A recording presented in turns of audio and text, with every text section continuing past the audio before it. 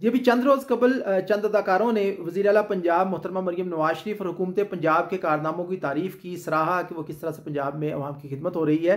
तो उस पर पीटीआई का जो कल्ट है वो तनकीद कर रहा है जी, इन्होंने ऐसी वीडियोज़ क्यों बनाई? क्यों जी?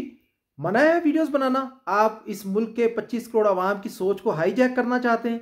आप यहाँ अपनी मनमर्जी करना चाहते हैं? जो आपके लिए बात करे वो हलाल हो जाए, जो दूसरे के लिए बात करे वो हराम हो जाए, जो आपकी तस्वीर लगाए वो हलाल हो जाए, जो दूसरे की तस्वीर लगाए वो हराम हो जाए। आपकी इस जो धींगा मुश्ती है, आपकी जो फोर्समेंट है, आप जो दूसरों को अपने ताबे करना चाहते हैं, आप जो इस पूरे 25 करोड़ अवाम को अपने कल्ट में शामिल करना चाहते हैं, आप चाहते हैं कि जो आपकी सोच के साथ चले वो ठीक रहे, जो दूसरे बाकी करोड़ों अवाम की सोच है वो गलत है। ऐसा नहीं होगा और ये पाकिस्तानी सोसाइटी इसको कबूल नहीं करेगी। ऐसा नहीं होने देंगे कि आप कहते हैं जो हम कह रहे हैं, जो हमारा लीडर इमरान कह रहा है वो ठीक है, बाकी सब गलत है। इस सोच को इंशाअल्लाह ताला बदलने की ज़रूरत है। और पाकिस्तान के जो गयूर अवाम है, जो पढ़े लिखे समझदार अवाम है, वो इस सोच को बड़े अच्छे तरीके से समझते हैं। ये नहीं हो सकता कोई आपके लिए वीडियो बनाए तो वो ठीक है, जो आपके मुखालिफ के लिए वीडियो बनाए, हक सच की बात करे, आपसे गालियां दे, कमेंट सेक्शन में उसकी माँ बहनें करे, ये नहीं हो सकता। हम इस सोच को, इस ज़बरदस्ती की इन्फोर्समेंट को, इस धींगा मुश्ती को, इस जिसे कहते हैं कि बिल्कुल ज़बरदस्ती को हम मानेंगे नहीं। ना हम